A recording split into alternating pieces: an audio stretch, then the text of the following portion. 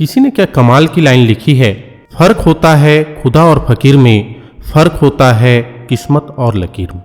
अगर कुछ चाहो और ना मिले, अगर कुछ चाहो और ना मिले तो समझ लेना कुछ और अच्छा लिखा है तकदीर। नमस्कार दोस्तों, मैं प्रशांत और स्वागत है आप सभी का। एक बार महात्मा बुद्ध अपने शिष्यों के साथ एक नगर से गुजर रहे थे। काफी लंबा सफर था, सफर में सभी थके हुए थे, इसलिए महात्मा जी ने सोचा कि कुछ दिन इसी गांव में विश्राम किया जाए। ऐसा सोचकर उन्होंने वहीं अपना डेरा जमा लिया और अपने शिष्यों में से एक शिष्य को लकड़ी की तलाश के लिए जंगल भेजा। जब वो बौद्ध भिक्षुक जंगल में लकड़ियां चुन रहा था, तभी उसने कुछ ऐसा देखा जिस पर उसे यकीन ही नहीं हुआ। उसने मन ही मन सोचा कि ये कितना अजीब है। उसे अपनी आंखों पर विश्वास नहीं हो रहा था। उसने बिना पैरों की एक लोमड़ी देखी और वो मन में विचार करने लगा कि आखिर इस हालत में ये जिंदा कैसे है। उसे आश्चर्य हुआ और ऊपर से वो लोमड़ी बिल्कुल स्वस्थ था। वो अपने ख्यालों में खोया हुआ था। तभी अचानक चारों तरफ अफरा तफरी मचने लगी। जंगल का राजा शेर उस तरफ आ रहा था। भिक्षुक भी तेजी दिखाते हुए एक ऊंचे पेड़ पर चढ़ गया और वहीं से सब कुछ देखने लगा। शेर ने एक हिरण का शिकार किया था और उसे अपने जबड़े में दबाकर लोमड़ी की तरफ बढ़ रहा था। अब इससे आगे जो बौद्ध भिक्षुक ने देखा तो फिर उसे अपनी आंखों पर बिल्कुल भी यकीन नहीं हुआ। उसने देखा शेर ने लोमड़ी पर हमला नहीं किया, बल्कि उसे भी खाने के लिए मांस के कुछ टुकड़े डाल दिए। ये तो घोर आश्चर्य है। शेर लोमड़ी को मारने की बजाय उसे भोजन दे रहा है। भिक्षुक बुदबुदाया।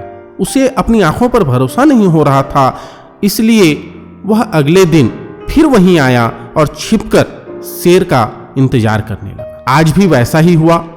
शेर ने अपने शिकार का कुछ हिस्सा लोमड़ी के सामने डाल दिया। यह भगवान के होने का प्रमाण है, भिक्षुक ने अपने आप से कहा।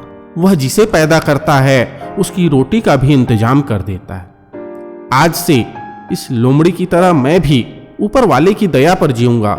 ईश्वर मेरे भी भोजन की व्यवस्था करेगा। क्यों हम दर दर भटकते फिरते हैं, एक गांव से दूसरे गांव भिक्षा मांगते हैं। इससे अच्छा है कि इसी जंगल में मैं एक किनारे रहूं और ऊपर वाला मेरे भोजन की भी व्यवस्था कर दे।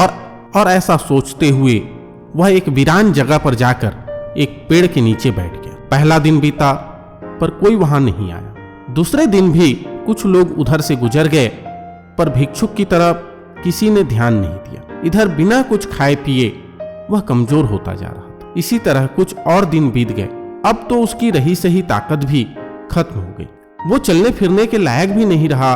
उसकी हालत बिल्कुल मरे हुए व्यक्ति के समान हो चुकी थी। उधर महात्मा बुद्ध को अपने शिष्य की चिंता होने लगी। वो सोचने लगे कि कई दिनों से ये भिक्षुक वापस नहीं आया, कहीं किसी जंगली जानवर ने इसका शिकार तो नहीं कर लिया। और ऐसा सोचकर वो अपने शिष्यों के साथ उसकी तलाश में जंगल की ओर निकल पड़े। और वो उसी रास्ते से गुजर रहे थे जिस रास्ते पर वो भिक्षुक पेड़ के नीचे बैठा हुआ था।